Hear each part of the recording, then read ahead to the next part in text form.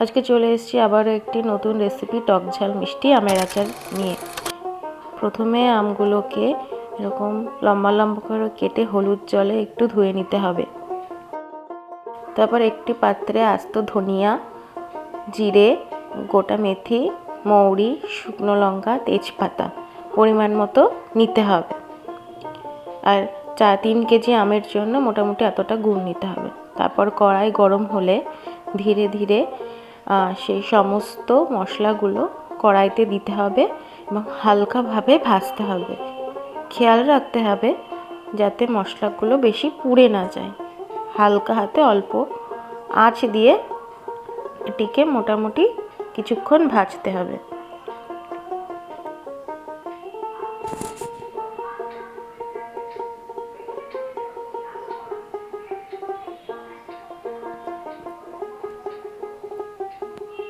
এরকম লাল লাল হয়ে গেলে মশলাগুলো হয়ে গেছে। এবার একটা পাত্রের মধ্যে ঢেলে রাখতে হবে। তারপর কড়াই গরম হলে অল্প একটু তেল দিতে হবে, তাতে তেজপাতা, শুকনো লঙ্কা এবং 5 ফোড়ন সম্বার দিতে হবে। তারপর হালকা একটু নাড়াচাড়া করতে হবে এবং অল্প একটু ভাজতে হবে। এরকম লাল লাল হয়ে গেলে কেটে রাখা গোটা আমগুলোকে তেলের মধ্যে দিয়ে দিতে হবে।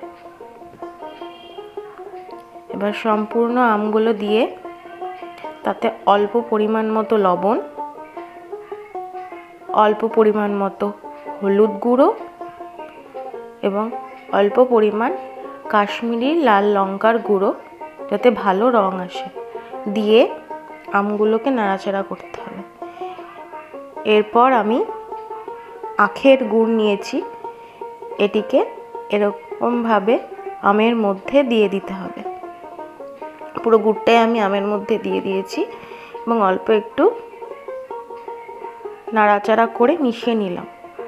কিছুক্ষণ পর গরম হয়ে গুড়টি গলে যাবে এবং এরকমভাবে ফুটতে শুরু করবে। ভালো করে আমটিকে এইভাবে জাল দিতে হবে। তারপর সেই ভাজা মশলাগুলোকে একটি মিক্সিতে একটু গুঁড়ো করে নিতে হবে এবং একটি পাত্রে ঢেলে রাখতে হবে। এবং ভালো মতো জাল হয়ে গেলে এই ভাজা মশলাগুলোকে অল্প অল্প করে আমের ওপর ছিটিয়ে দিতে হবে এবং সুন্দর করে মিশিয়ে নিতে হবে। এই মশলাটি একদম নামানোর আগ মুহূর্তে দিতে হবে, তাহলে গন্ধটা ভালো এবং একটা ভালো ফ্লেভারও আসবে। ব্যাস রেডি আমাদের সুস্বাদু টক ঝাল মিষ্টি আমের আচার। এবার ঠান্ডা হয়ে গেলে পরিবেশন করুন এই সুন্দর আচারটি। ভালো লাগলে ভিডিওটি লাইক, শেয়ার অ্যান্ড কমেন্ট করতে ভুলবেন না।